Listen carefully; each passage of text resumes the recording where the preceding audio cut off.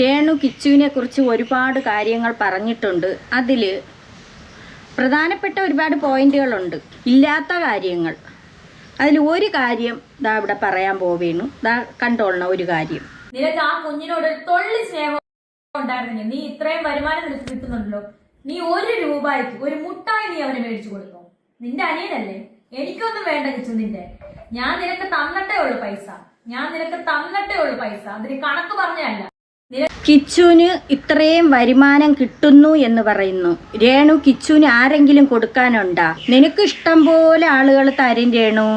നീ സിമ്പതി പറഞ്ഞുകൊണ്ട് ഒരുപാട് പണം നീ മുമ്പ് തന്നെ വാങ്ങിച്ചിട്ടുണ്ട്. ഇപ്പോഴും ഒരുപാട് പേര് നിനക്ക് തരുന്നുണ്ട് പണം. പക്ഷെ ആ മകന് ആരെങ്കിലും 5 പൈസ കൊടുക്കുന്നുണ്ടോ? ഇല്ലല്ലോ. ഋതപ്പൻ എന്തെങ്കിലും വാങ്ങിച്ചുകൊണ്ട് കൊടുത്തിട്ടുണ്ടോ? എന്തെങ്കിലും കൊടുത്തിട്ടുണ്ടോ എന്നാണ് രേണു ചോദിക്കുന്നത്. ഋതപ്പനെ കാണാൻ പോയിരുന്നു. രേണു സുഖമില്ലാതെ കിടന്ന് ഹോസ്പിറ്റലിലായിരുന്നു. കിച്ചു അറിയുന്നില്ല രേണു ഹോസ്പിറ്റലിലായെന്നുള്ള കാര്യം. എന്ത് കാര്യം ഉണ്ടെങ്കിലും അവരെ അറിയിക്കൂല. ഈ സുധീര കുടുംബത്തിനെ അറിയിക്കുകയോ ഒന്നും ചെയ്യൂല. രേണുവിൻ്റെ കുറേ ബാക്കിൽ നിൽക്കുന്ന ഗുണ്ടകളെ മാത്രം അറിയിക്കും. ശാരികയെ പോലെയുള്ള അങ്ങനെയുള്ള കുറച്ച് പേരെയും, അതുപോലെ രേണുവിൻ്റെ മൂട് താങ്ങിയായ ഒരുത്തൻ ഇപ്പം വരുന്നുണ്ടല്ലോ, അങ്ങനെയുള്ളവരെയും അറിയിച്ചു കൊണ്ടാണ് രേണു ഹോസ്പിറ്റലിൽ പോണത്. എന്നിട്ട് അവരെടുത്ത് പറയും, ഞാൻ ഹോസ്പിറ്റലിൽ പോകുമ്പോൾ ഇന്ന കാര്യമാണ് ഇത്തിരി കൂട്ടി അങ്ങോട്ട് പറഞ്ഞുകൊണ്ട് വീഡിയോ ഇടാൻ പറയും. അത്യാസന്ന നിലയിലാണ്, ഞാൻ ദാ മരിക്കാൻ പോകുന്നു, അല്ലെങ്കിൽ ഞാനിതാ തൂങ്ങാൻ പോകുന്നു, തൂങ്ങി എന്നൊക്കെ പറഞ്ഞ് വീഡിയോ ഇടാനായിട്ട് രേണുവിൻ്റെ കുടുംബക്കാരും രേണു ഒക്കെ പറഞ്ഞ് ഇവരെ കൊണ്ട് ചെയ്യിക്കും. എന്നിട്ട് അവർ തങ്ങളിൽ കിടന്ന് പരസ്പരം അടിയാണ് കാണുന്നത്. അപ്പോൾ രേണു ഈ പറഞ്ഞ വാക്കിന് ഞാൻ കാണിച്ചു തരാം. ഋതപ്പനെ കാണാൻ പോയ ആ ഒരിത് കിച്ചു പോസ്റ്റ് ചെയ്തായിരുന്നു. ഋതപ്പനെ കാണാൻ പോയി. അവർ തങ്ങളിൽ എടുത്ത ഫോട്ടോയാണ്. കിച്ചു സുധിയെ കണ്ടപ്പോൾ ഈ ഋതപ്പൻ്റെ ഒരു സന്തോഷം കണ്ട, അത്രയ്ക്ക് സ്നേഹമാണ് അവന്. പക്ഷേ രേണു ഋതപ്പനെ എന്തെന്നുള്ള രീതിക്കാണ് രേണു നോക്കണം. രേണു നോക്കോ? രേണു വീട്ടിലുണ്ടായിരുന്ന രേണു ഷൂട്ടിനൊന്നും പറഞ്ഞൊക്കെ പോയിട്ട് രേണു 1 മാസം 2 മാസം കൂടിയല്ലേ വരുന്നത്. എപ്പോഴെങ്കിലുമൊക്കെയാണ് വന്ന് തെന്നിയും തെറിച്ചും വന്നിട്ട് മീഡിയക്കാരെ കൊണ്ടുവന്ന് അവിടെ നിർത്തിയിട്ട് ആ മകനെ, ആ ഋതപ്പനെ എടുത്തു വെച്ച് മീഡിയയിൽ കാണിക്കണം, സ്നേഹം കാണിക്കുന്നു എന്ന് പറഞ്ഞുകൊണ്ട് രേണു പിടിച്ചു വെച്ച് മുത്തം കൊടുക്കണതാണ് കാണുന്നത്. ആ മോ അടുത്തുപോലും വരൂല. വരാതിരുന്നാൽ പോലും വാ മോനെ ഇഞ്ഞ് വാന്നും പറഞ്ഞുകൊണ്ടാണ് രേണു പറയണത്. ഋതപ്പന് എന്തെങ്കിലും വാങ്ങിച്ചു നീ കൊടുക്കൂ എന്നാണ് ചോദിക്കണത്. കിച്ചുവിന് ഇഷ്ടം പോലെ ഉണ്ടല്ലെന്ന്, സമ്പാദിക്കുന്നുണ്ടല്ലെന്ന്. അവൻ സമ്പാദിക്കട്ടെ, അവൻ ആരെങ്കിലും കൊടുക്കണ്ട. അവന് അച്ഛനില്ല, അമ്മയില്ല. അമ്മ പറഞ്ഞല്ലോ 2 വയസ്സിലെ ഉപേക്ഷിച്ച് പോയതാണ്. പിന്നെ അവർ മരണപ്പെട്ടു എന്ന് പറയണു. അച്ഛൻ മരിച്ച്, ആ അച്ഛൻ്റെ ഇത് വെച്ചിട്ടല്ലേ നീ സിമ്പതി പിടിച്ച് പറ്റിയ രേണു? അതൊക്കെ ഒന്ന് ഓർമ്മിക്കണ്ടേ? അപ്പോൾ ആ മനുഷ്യനെ വെച്ചിട്ട് രേണു ഇത്രയും നിലയിലെത്തിയിട്ട് ആ മനുഷ്യൻ്റെ മകനും കൂടെ ചേർന്നാണ് രേണുവിനെ കൊണ്ട് സുധിയെ കല്യാണം കഴിപ്പിക്കണത് തന്നെ. എന്നിട്ട് ഇപ്പം ആ മകനെ രേണുവിന് വേണ്ട. ഒരു നേരത്തെ ആഹാരം പോലും കൊടുക്കാതെ ആ വീട്ടിനകത്തിട്ട് ഒരുപാട് കഷ്ടപ്പെടുത്തി. എന്നിട്ട് മറ്റോ വന്ന് ഇന്നുകൊണ്ട് പറയുന്ന എന്തോന്ന് പൈപ്പിലെ വെള്ളം കുടിക്കൂല, കിണറ്റിലെ വെള്ളം കുടിക്കൂല, വീട്ടിലെ ആഹാരം കിച്ചു കഴിക്കൂല എന്നൊക്കെ. അതൊക്കെ നിങ്ങൾ പറഞ്ഞുണ്ടാക്കണമല്ലേ ഇങ്ങനെയൊക്കെ. അവൻ അങ്ങനെയൊന്നുമില്ല, അവൻ എല്ലാം കഴിക്കും. അവൻ അവിടെ അങ്ങനെ തന്നെ അവൻ്റെ അച്ചാമ്മേരെ വീട്ടിൽ അങ്ങനെ തന്നെ കഴിച്ച് കിടക്കണത്. അല്ലാതെ എന്തേലും വെളിയിലത്തെ ഫുഡേ കഴിക്കുള്ളൂ എന്നൊക്കെ പറയണു. അത് രേണുവിൻ്റെ വീട്ടുകാർ പറയണതല്ലേ. കിച്ചുവിൻ്റെ വീട്ടിൽ കിടന്നിട്ടാണ് ഇതത്രയും പറയണത്. രേണു ഇത്രയും പറഞ്ഞത് കൊണ്ട് ഞാൻ പറയാം. കിച്ചു ആ വീട്ടിൽ പോകുന്ന രംഗമാണ്. ആ ഋതപ്പനെ കാണാൻ കൊല്ലത്തുനിന്ന് കോട്ടയം വീട്ടിൽ പോകുന്നു. യഥാർത്ഥത്തിൽ രേണു ആണെങ്കിൽ എത്രയോ ഇനാഗ്രേഷനുകളുണ്ടായിരുന്നു അവിടെ കൊല്ലത്തൊക്കെ വെച്ചിട്ട്. രേണു ഒരു ദിവസമെങ്കിലും രേണുവിൻ്റെ ഭർത്താവാണ് സുധി എന്ന് പറഞ്ഞുകൊണ്ടാണല്ലോ രേണു ഇത്രയും നാൾ നടന്നത്. സിമ്പതി പിടിച്ച് പറ്റി, അതിരിക്കട്ടെ, അത് രേണുവിൻ്റെ ഇത്. എന്നിട്ട് ആ ഒരമ്മ അവിടെ ഉണ്ടായിരുന്നല്ലോ, ആ വയസ്സായ ഒരമ്മ അവിടെ ഉണ്ടായിരുന്നല്ലോ. ആ മകൻ ആ അമ്മേരെ കൂടെ അല്ലേ നിൽക്കണത്. ആ അമ്മയെ ഒന്ന് പോയി കണ്ട, തൊട്ടടുത്താണല്ലോ.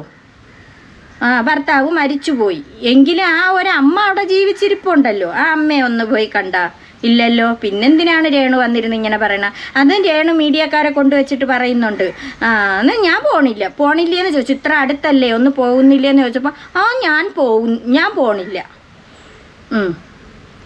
അവൾക്ക് അതിൻ്റെ ആവശ്യമില്ല എന്നാണ് രേണു പറഞ്ഞത്. രേണു ചെയ്ത് കൂട്ടിയതും രേണു പറഞ്ഞതൊന്നും ആരും മറക്കൂല രേണു.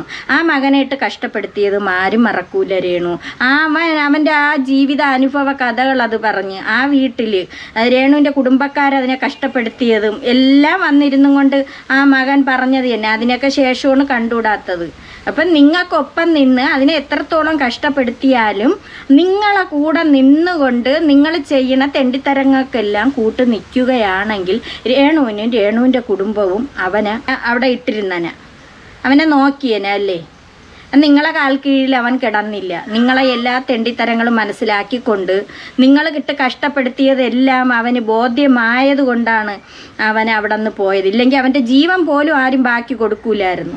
ഋതപ്പനെ കാണാൻ കിച്ചു കൂടെ പോവാറുണ്ട്. പോകുമ്പോൾ അവനെ കൊണ്ടൊക്കുന്ന എന്തെങ്കിലും സാധനങ്ങൾ വാങ്ങിച്ചു കൊണ്ട് കൊടുക്കുകയും അതുപോലെ ഇല്ലെങ്കിൽ അവനെ വെളിയിൽ കൊണ്ടുപോകും.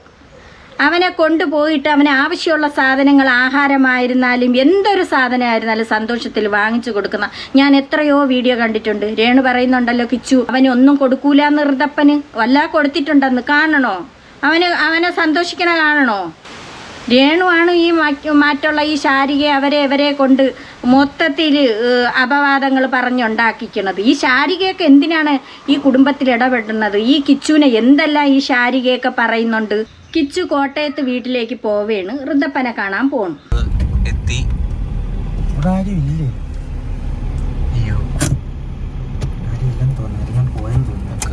ഇറങ്ങി ചെക്ക് ചെയ്യാം.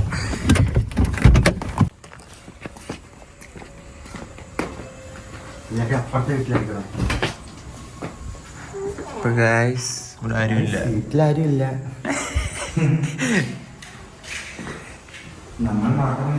പപ്പ വിളിക്കുന്നു. വീഡിയോ കെട്ടിയത് കൂടെ എടുക്കാൻ യെസ്. ഇപ്പൊ എങ്ങോട്ട് പോകുന്നു? നമ്മൾ ഋതപ്പനെ സ്കൂളിലോട്ട് പോകുന്നു. അതെ, വീട്ടിൽ ചെന്നപ്പോ ഇപ്പം ആ വീട്ടിൽ മുമ്പ് കാണാൻ പോയപ്പം അവിടെ ആരും ഇല്ല. കതവൊക്കെ തുറന്നു കിടക്കുന്നുണ്ട്. ഈ കുട്ടി കയറി ചെന്നിട്ട് പോലും ആരും ഇങ്ങോട്ട് ഇറങ്ങി വരുന്നില്ല. എന്തായാലും ആ വീട്ടിൽ ആളുണ്ട്. അവിടെ അത്രയും ആ റൂം മൊത്തം ചെന്ന് നോക്കുകയാണ്. അവിടെ ഒന്നും ആരും ഒന്നും ഇറങ്ങി വരേ. സാധാരണ ഒരു വീട്ടിൽ ആരെങ്കിലും കയറി വന്നു കഴിഞ്ഞാൽ ഒരു ഗ്ലാസ് പച്ചവെള്ളമെങ്കിലും എടുത്ത് കൊടുക്കും. ഈ കുട്ടിക്ക് ഒരു വക കൊടുക്കുകയാവട്ടെ, ആരും ഇറങ്ങി വരേ ഒന്നും ചെയ്യുന്നില്ല. എന്തൊരാളുകളും എന്നിട്ടാണ് പറയണത്. കിച്ചുവിൻ്റെ അടുത്ത് ഭയങ്കര സ്നേഹമാണ് എല്ലാവർക്കും. രേണു അവിടെ ഇല്ല. രേണു എവിടെ പോയി? ബാർ ഉദ്ഘാടനത്തിന് പോയി. ആരുമില്ല. നമുക്ക് നേരെ ഋതപ്പന്റെ സ്കൂളിലോട്ട് പോകാം. ഋതപ്പൻ സ്കൂൾ അപ്പൊ അവിടെ ചെന്നിട്ട് കാണാം. അപ്പോ ഋതപ്പന്റെ സ്കൂൾ എത്താറായി. ഈ വളവ് കഴിഞ്ഞാൽ ഋതപ്പന്റെ സ്കൂളാണ്. നോക്കാം ഋതപ്പൻ സ്കൂളിന്റെ ഫ്രണ്ടിലുണ്ടോ ഇല്ലയോ പറയാ. നമ്മളെ കണ്ടെന്നാണ് പറഞ്ഞത്. നമ്മള് വീട്ടിലോട്ട് വന്ന കണ്ട് അവര് ഓടി വന്നപ്പോഴത്തേക്ക് നമ്മളങ്ങ് പോയാണ്. എന്ത് പരിപാടി? ഇതാ ഋതപ്പന്റെ സ്കൂളിലാണ് പരിപാടി നടക്കുന്നത്. ഋതപ്പന് ഡാൻസ് ഉണ്ടാ? ആ പപ്പ വീണ്ടും കോളി. ഇതാണ് ഋതപ്പന്റെ സ്കൂള്. ആ മോനെ സ്കൂളിൽ പോയി വിളിച്ചുകൊണ്ട് വീട്ടിലോട്ട് പോവേണു. അതിനെന്തൊരു സന്തോഷം എന്നറിയാം. കാറിൽ കയറി ഇരിക്കുന്നുണ്ട. പിന്നെ വീട്ടിൽ പോയിട്ട്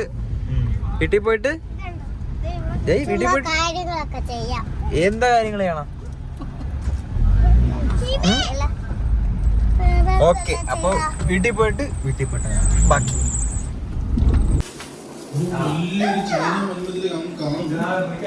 കൊടു.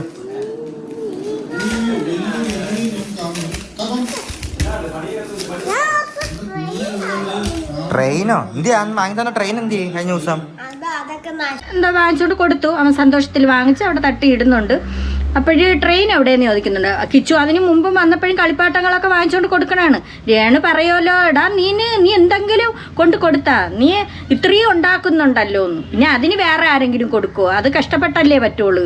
നീ 50, 100, 10 രൂപയൊക്കെ കൊടുത്തതിൻ്റെ കണക്ക് ശാരികയും മറ്റുള്ളവരെ ജാസിയെ അവരെയൊക്കെ കൊണ്ട് കണക്ക് നീ പറയിപ്പിച്ചല്ലേ രേണു.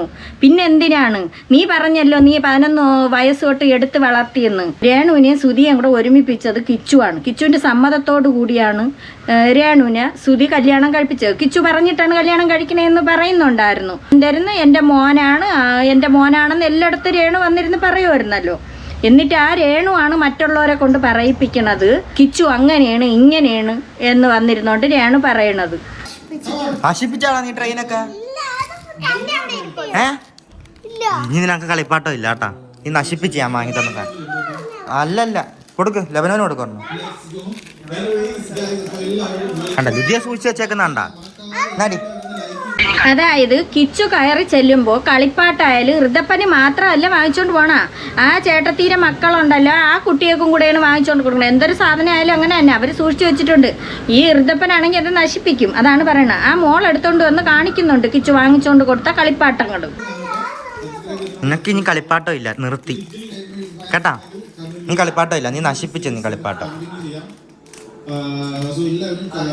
നീ നശിപ്പിക്കുവോ? നോക്കട്ടെ, ആലോചിക്കാം നമുക്ക് കളിപ്പാട്ടം വാങ്ങുന്ന കാര്യം. എന്നാ കളിക്കുന്നതിന്റെ അല്ലേ, നശിപ്പിക്കുന്ന എന്തിനാ? ലബനോനെ നശിപ്പിച്ച കളിപ്പാട്ടം ബാറ്ററി തീർന്നു. രണ്ടും കൂടെ നുണ പറയല്ല. അതിന് മുമ്പ് പോയിട്ടുണ്ട്. പോകുമ്പോഴൊക്കെ ഈ കിച്ചു ഋതപ്പനെയും കൊണ്ട് പിന്നെ എന്തെങ്കിലും കഴിക്കാനൊക്കെ വാങ്ങിച്ചു കൊടുക്കാൻ, കളിപ്പാട്ടങ്ങൾ വാങ്ങിച്ചു കൊടുക്കാൻ ഷോപ്പിലും അങ്ങനെ ഇങ്ങനെയൊക്കെ കൊണ്ട് പോവാറുണ്ട്. എന്നിട്ടാണ് രേണു വന്നിരുന്ന് പറയണത്, നീ വല്ലതാ മേടിച്ചു കൊടുത്താ, നീ വല്ല മേടിച്ചു കൊടുത്തിട്ടാണോ പറയണത്, നിനക്ക് കണ്ടമാനം ഉണ്ടല്ലെന്ന്. രേണു ഒന്ന് ഓർമ്മിക്കണം, ആ കുട്ടി ഇപ്പോഴല്ലേ ഇത്തിരി ഇതായി കിട്ടിയത്. അത് വല്ല പ്രമോഷൻ ചെയ്തായിരുന്നാലും അത് എന്തൊക്കെയോ ബിസിനസ്സൊക്കെ അത് തുടങ്ങുന്നുണ്ട്. നല്ല കാര്യം, അവൻ തുടങ്ങട്ടെ. അവൻ ആരാണ് കൊടുക്കണത്? ആ അമ്മ അച്ഛമ്മയുടെ കാലം കഴിഞ്ഞാൽ പിന്നെ അത് അല്ലെങ്കിൽ തന്നെ അത് ഒറ്റപ്പെട്ടാണ് കിടക്കണത്. വെറും ഒറ്റപ്പെട്ട രീതിക്ക് അത് കിടക്കണ കണ്ട വിഷമം വരും. ആ അച്ഛൻ്റെ ഫോട്ടോയൊക്കെ എടുത്ത് വെച്ച് ആ മകൻ നോക്കണ കണ്ട, അച്ഛൻ്റെ ഫോട്ടോ എടുത്ത് വെച്ചിട്ട് ആ മകൻ നോക്കണത്, ആ മകൻ്റെ മനസ്സിൽ കാണും എനിക്ക് അമ്മയില്ല അച്ഛനും ഇല്ല. ആകെ ഉണ്ടായിരുന്നവര് ഇത് അച്ഛനായിരുന്നു. ആ അച്ഛനും സത്യം പറഞ്ഞാൽ രേണുവിനെ കല്യാണം കഴിച്ചതിന് ശേഷമാണ് ആ സുധീര നാശം തുടങ്ങിയത്. മറ്റേ 2 സ്ത്രീകളുണ്ടായിരുന്ന സമയത്തും കുറച്ച് നാളൊക്കെ ഉണ്ടായിരുന്നുള്ളൂ. അവരും നോക്കിയില്ല കിച്ചുവിന്. രേണു നോക്കി എന്ന് പറയുന്നുണ്ട്. എവിടെ നോക്കി രേണു? രേണു ആരും നോക്കിയിട്ടില്ല. ആ കുട്ടിയെ ഒരുപാട് ഉപദ്രവിച്ചിട്ട് അതിനെ വാക്ക് കൊണ്ടായിരുന്നാലും അതിന് ഒരുപാട് സഹിക്കാൻ വയ്യാത്ത, എന്നിട്ടിപ്പോൾ പറയുന്നുണ്ട് സഹിക്കാൻ വയ്യാത്ത രീതിക്കായിരുന്നു. ഇപ്പം പറയുന്നു രേണുവിനെ കയറി പിടിച്ചെന്ന് വരെ പറയുന്നു. എനിക്ക് തോന്നണില്ല കിച്ചു ആയിരിക്കില്ല, നേരെ തിരിച്ച് രേണുവാണ്. രേണുവിനാണ് അങ്ങനെയൊക്കെ തോന്നണത്. കൊച്ചുകുട്ടി മതി എന്നും പറഞ്ഞുകൊണ്ടൊക്കെ കൊച്ചു പിള്ളേരാണ് രേണുവിന് ഇഷ്ടം. പിന്നെ ഒരുപാട് മോശം വൃത്തികെട്ട വാക്കുകളൊക്കെ രേണു ഉപയോഗിച്ചു, പ്രദർശിപ്പിച്ചു, ഇങ്ങനെയൊക്കെ ഉള്ള ഇതൊക്കെ ഈ മകൻ കണ്ട് വലുതായപ്പോഴൊക്കെ ഈ മകനല്ലേ ഇത് കണ്ടത്. ഇതിന് പറഞ്ഞ് വിലക്കിയത് കൊണ്ടാണ് കിച്ചുവിന് രേണുവിന് ഇഷ്ടമല്ലാത്തത്. സോഷ്യൽ മീഡിയ ഉപയോഗിക്കുന്ന ഒരുപാട് പേരുണ്ട്, കൊച്ചു കുട്ടികൾ. ഋതപ്പം മാത്രമല്ല, അല്ലാതെയുള്ള അമ്മമാർക്കായിരുന്നാലും ആർക്കായിരുന്നാലും അവരൊക്കെ മക്കളുകൾ, കൊച്ചുമക്കളുകൾ എല്ലാവരും ഇപ്പം ഈ സോഷ്യൽ മീഡിയ ഉപയോഗിക്കും. മൊബൈൽ എപ്പോഴും എടുക്കുന്നതാണ് ഈ മക്കൾ. അതൊക്കെ അവരെയൊക്കെ എടുക്കുന്നത് കാണുന്നത് ഈ രേണുവിൻ്റെ ഈ കോലങ്ങളായിരുന്നു കണ്ടുകൊണ്ടിരിക്കുന്നത്. അപ്പം അതുകൊണ്ട് ഈ മോനെ അറിയാമെന്നുള്ളത് കൊണ്ട് മറ്റുള്ള മക്കളും കൂടെ പാടിപ്പോവും ഇതൊക്കെ കണ്ടുകൊണ്ട്. അത് അങ്ങനെ ഉള്ളത് കൊണ്ടാണ് കിച്ചു പറഞ്ഞ് വിലക്കിയത്, ഇങ്ങനെയുള്ള സബ്സ്ക്രിപ്ഷൻ ഒന്നും ഇനി തുടങ്ങരുത് എന്ന് പറഞ്ഞത്. അപ്പോൾ രേണു പറഞ്ഞത് രേണുവിന് 3 ലക്ഷം കിട്ടിയെന്നു.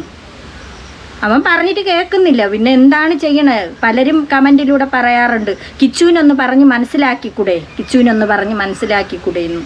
അമ്മ എന്ന് പറഞ്ഞാൽ പോരെ രേണു. അഥവാ അവൻ എന്തെങ്കിലും തെറ്റ് ചെയ്തിട്ടുണ്ടെങ്കിൽ നീ പറയുന്നുണ്ടല്ലോ എൻ്റെ മകനാണെന്ന് പല ഇൻ്റർവ്യൂകളിലും വന്നിരുന്ന് പറഞ്ഞല്ലോ. അപ്പം എന്തുകൊണ്ട് നിൻ്റെ മകനെ നീ നേരെ നിർത്തിയില്ല? വേറുള്ള മോശങ്ങൾ കാണിച്ചു എന്ന് പറയുന്നു. അപ്പം അങ്ങനെ കാണിക്കുമെന്ന് നമുക്ക് തോന്നുന്നില്ല. ഇതെല്ലാം രേണു പറയണതാണ്. രേണുവിൻ്റെ കൂട്ടാളികളും കൂടെ ചേർന്ന് പറയണ വാക്കുകളാണ്.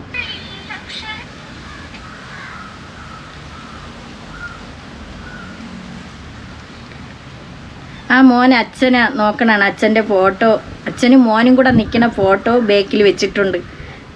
കണ്ടപ്പോഴേ ഹൃദയം പൊടിഞ്ഞു പോണ ആ മകൻ. ഇതിനാരുണ്ട്? ഇതിനെ ഇങ്ങനെയൊക്കെ പറയാൻ തോന്നണല്ലേ രേണു? നിനക്കും നീ ബാക്കിൽ നിർത്തിയിരിക്കണ നിൻ്റെ ഗുണ്ടകൾക്കും കൂടെയൊക്കെ ഇങ്ങനെയൊക്കെ നീ പറയിക്കണത് ഒരു വല്ലാത്ത കഷ്ടമാണ് രേണു. അവരെ കൊണ്ടൊക്കെ നീ ഇങ്ങനെ യവനെ പറയിക്കണത് ഈ പാവം കുട്ടിയാ. അതിൻ്റെ എന്തൊരു വേദന കാണും. അമ്മയുടെ സ്നേഹം എന്തെന്ന് അറിഞ്ഞിട്ടില്ല. അച്ഛനെ നിന്നെ കല്യാണം കഴിച്ച് കൊണ്ടുവന്നതിന് ശേഷം പിന്നെ അച്ഛനെ ഒന്നും മിണ്ടാൻ പോലും സമ്മതിക്കൂല. ഈ മകൻ്റെ അടുത്ത് ഒന്ന് മിണ്ടുമെങ്കിൽ അപ്പോഴും രേണു അവിടെ അടിയുണ്ടാക്കും. ആ മകൻ്റെ അടുത്ത് മിണ്ടാൻ പോലും സമ്മതിക്കില്ല. ഒളിച്ചും പാത്തുമാണ് അതിന് ഇത്തിരി വെള്ളം പോലും കൊണ്ട് കൊടുക്കാൻ പോലും സമ്മതിക്കില്ല. ആഹാരം പോലും കൊടുക്കാൻ സമ്മതിക്കാത്ത രേണു ആയിരുന്നു. വേറൊരു ദിവസം ഋതപ്പൻ്റെ ജന്മദിനം മറക്കാതെ മനസ്സിൽ ആലോചിച്ച് വെച്ചിരുന്ന് കിച്ചു പോയ ഒരു ദിവസമുണ്ട്. പക്ഷേ രേണു അന്നും അവിടെ റാസൽ ഗൈമയിൽ ബാറിൽ കൂത്താടുന്ന ഒരു സമയമാണ്. രേണുവിന് ഓർമ്മ പോലും ഇല്ല ഋതപ്പൻ്റെ ബർത്ത്ഡേ എന്നാണെന്ന്, ഋതപ്പന് എത്ര വയസ്സായെന്നോ ഒന്നും അറിഞ്ഞൂടാ. സുധി മരിച്ച വർഷം പോലും ഡേറ്റ് ചോദിച്ചിട്ടാ രേണുവിന് അറിഞ്ഞൂടായിരുന്നു. കിച്ചു സുധി പോണമെന്ന് നോക്കിക്കൊള്ളണം, അല്ലെങ്കിൽ രാഹുൽ സുധി. രേണു വെല്ലുവിളിക്കുന്നുണ്ടല്ലോ രാഹുൽ ദാസ് ആണെന്ന്. അതുപോലെ ശാരികാമ്മയും വെല്ലുവിളിക്കുന്നുണ്ട് രാഹുൽ ദാസ് എന്നും. രാഹുൽ സുധി പോണം നോക്കിക്കൊള്ളണം. എന്തിനാ നിനക്ക് എപ്പോഴും ഇതാ വേണം ചട്ടിപ്പറ? താങ്ക് യു പറ. എന്താ പരിപാടി? ബർത്ത്ഡേ ആയിട്ട് എന്ത് ചെലവുണ്ടോ? എന്തുവാ? കേക്കുണ്ടോ? കേക്കാ? ഹലോ, ബിസിയാണോ? ഇതെല്ലാം നിന്റെതാ. കണ്ട അവൻ്റെ സന്തോഷം കണ്ട? ആ ചേട്ടനെ കണ്ടപ്പോൾ അനുജൻ്റെ സന്തോഷം കണ്ട? ഈ രേണുവാണ് പറയണത് അവൻ ഒന്ന് കാണാൻ വരൂല, ഒരു വക വാങ്ങിച്ചുകൊണ്ട് കൊടുക്കൂല എന്നൊക്കെ. ഹായ് പറയോ? ഹായ് പറ.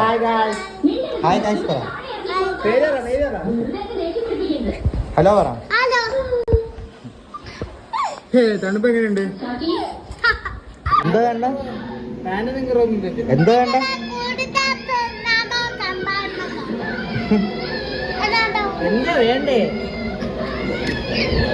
എന്താ വേണ്ടേ? തട്ടിക്കൊണ്ടോട്ടെ?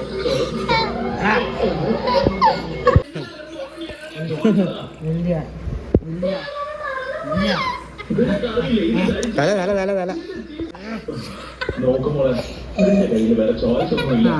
എന്നിട്ട് മോനെ വെറും മോശക്കാരനാക്കി അങ്ങ് ജനങ്ങളിലേക്ക് ഇട്ട് കൊടുക്കുകയാണ് ചെയ്യണത്. എന്തിനാണ്? അങ്ങനെ രേണുവിന് നെഗറ്റീവ് വേണം. നെഗറ്റീവ് വാങ്ങിച്ച് രേണുവിന് ഉയരങ്ങളിലെത്തണം. അതിനു വേണ്ടി രേണു കളിച്ചു കൂട്ടിയ കളികളാണ് ഇതെല്ലാം.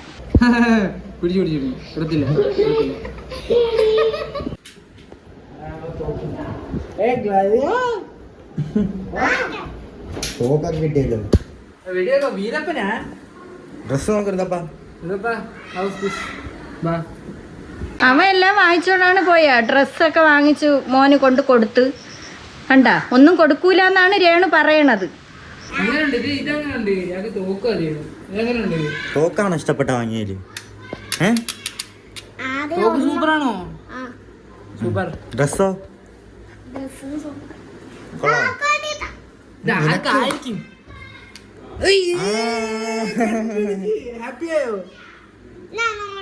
ഇഷ്ടപ്പെട്ടോ?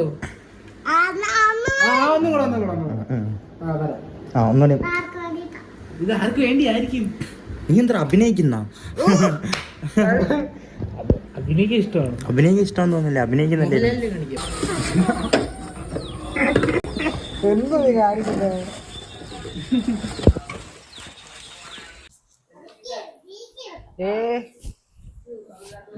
ബർത്ത്ഡേക്ക് കിച്ചു വാങ്ങിച്ചോണ്ട് കൊടുത്ത് കണ്ട കേക്ക് അതാ മുറിക്കണ കണ്ട. വെള്ളമൊക്കെ മേളി.